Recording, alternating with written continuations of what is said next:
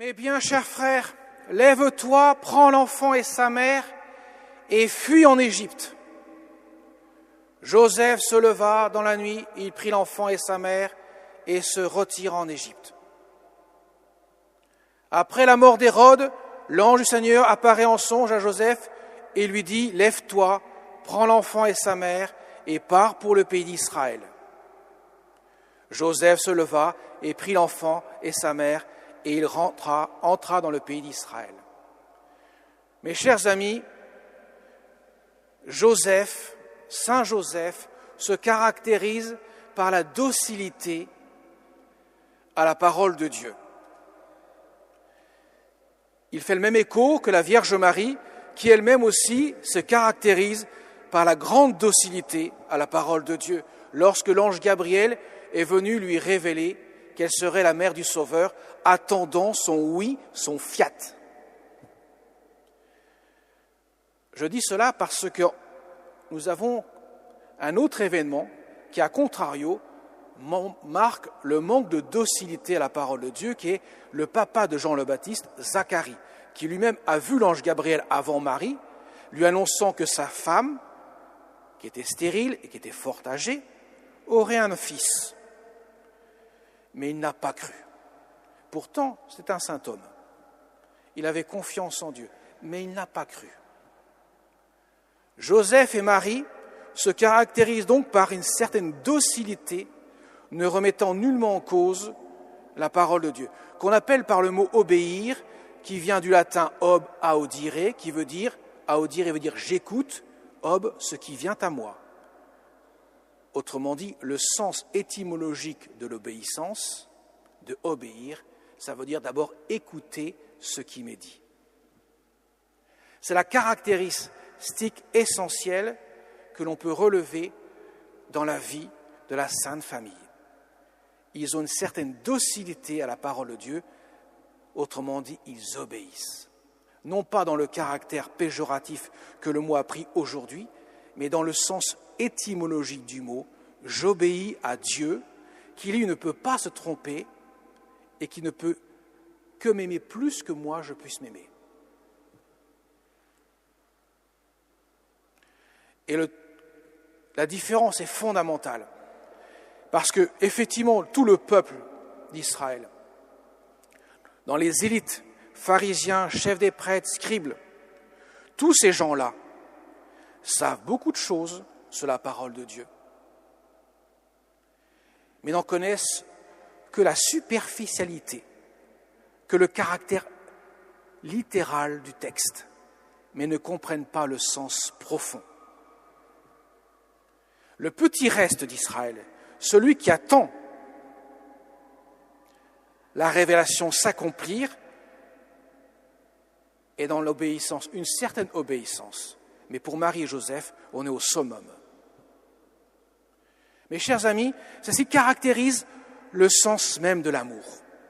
Nous l'avons entendu la seconde lecture notamment, où saint Paul met l'accent, saint Paul aux Éphésiens, mais même la première lecture également, on met l'accent sur l'amour comme ciment de la Sainte Famille, mais aussi ciment de toutes les familles. Tout ce qui caractérise la vie de l'homme est cimenté par l'amour.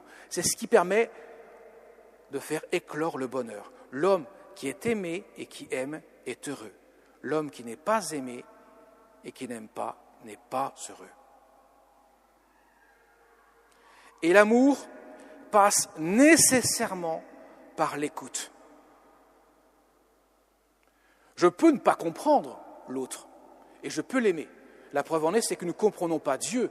Il dépasse infiniment ce que nous pouvons comprendre de lui et nous pouvons l'aimer. D'ailleurs, Marie et Joseph ont été confrontés dans un événement qui s'est passé lorsqu'il avait 12 ans. Jésus s'est enfui, enfin pas enfui entre guillemets, il est resté au temple. Marie et Joseph pensaient qu'il était avec ses camarades de son âge. Et voilà qu'au bout d'un jour de marche, ils s'aperçoivent qu'il n'est pas là. Ils retournent à Jérusalem. C'est au bout de 3 jours qu'ils le retrouvent. Et lorsqu'ils l'ont retrouvé au temple, en train d'enseigner aux docteurs de la loi, qui sont extasiés devant l'intelligence de l'enfant, voilà qu'il leur pose la question. Marie pose la question, « Mais mon enfant, tu ne te vois-tu pas que nous avons souffert en te cherchant ? Ça fait 3 jours que nous te cherchons. Et toi, tu es là. » Ça, c'est moi qui rajoute. Et Jésus dit, mais pourquoi me cherchiez-vous?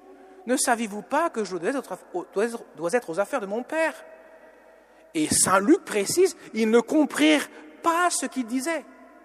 Mais cependant, il ajoute, Marie retenait tous ces événements et les méditait dans son cœur. Donc la compréhension de l'autre n'est pas synonyme de ne pas aimer.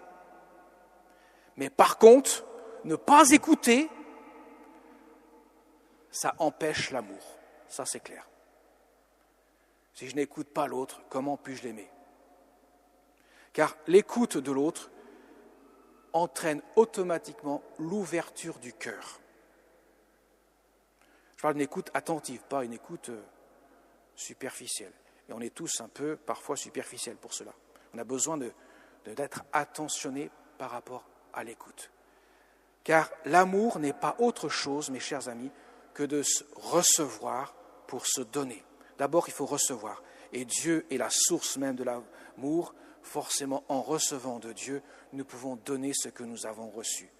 Les enfants, quand ils reçoivent de leurs parents, peuvent donner ce qu'ils ont reçu. Mais l'amour qui pourrait-on dire, transfigure, qui transcende toutes les formes d'éducation, l'amour est au cœur même de la vie de la famille et au cœur même de la vie de l'homme. L'homme a besoin d'être aimé et d'aimer. C'est ce que nous enseigne la parole de Dieu dans cette fête de la Sainte Famille que nous fêtons aujourd'hui, à quelques jours de Noël, qui nous révèle que Dieu aime tellement les hommes qu'il se révèle à eux. Il leur donne son amour. Et Jésus ne vient pas tonitruant dans le monde. Il vient sous la figure d'un humble bébé dans une mangeoire.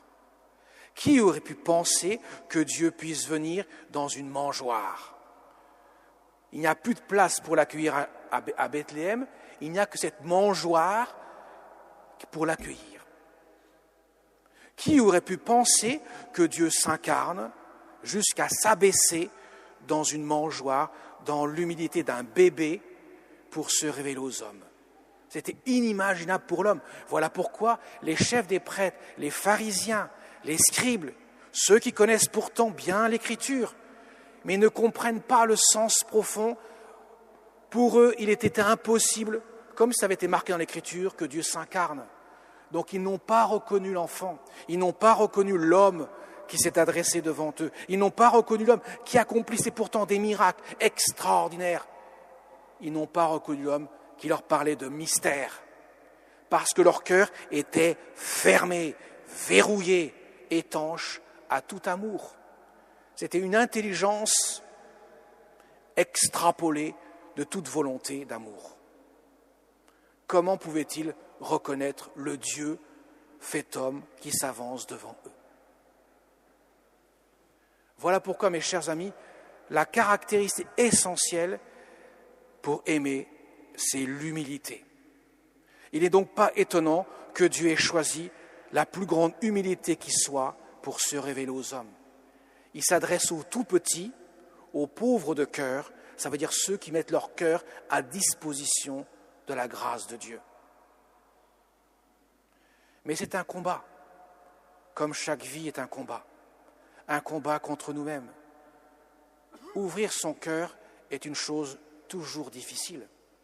Les blessures de la vie, parfois, peuvent entraîner la fermeture du cœur. C'est pour cela que c'est un combat, ce n'est pas évident. Mais il faut demander le soutien, et particulièrement de notre Mère du ciel. Car si Marie, la Vierge Marie, a été choisie par Dieu, non seulement pour être la mère du Dieu fait homme, la mère de Dieu, mais en plus, elle a été choisie au pied de la croix pour être celle qui deviendrait la mère de tous les hommes. Femme, voici ton fils. C'est précisément, nous avons besoin de sa prière, de son intercession, de son cœur maternel, car elle nous a aimés ce jour-là dans son cœur, dans l'amour pour son Fils bien-aimé, car c'est par l'amour de son Fils bien-aimé, par son cœur immaculé, qu'elle nous aime profondément. Alors demandons-lui son aide en cette fête de la Sainte Famille et prions pour toutes nos familles qui vivent parfois de grandes épreuves. Portons-les dans la prière pour que Dieu puisse les inonder de son amour, ou plutôt pour que les cœurs puissent s'ouvrir et puissent recevoir en abondance la grâce. Amen.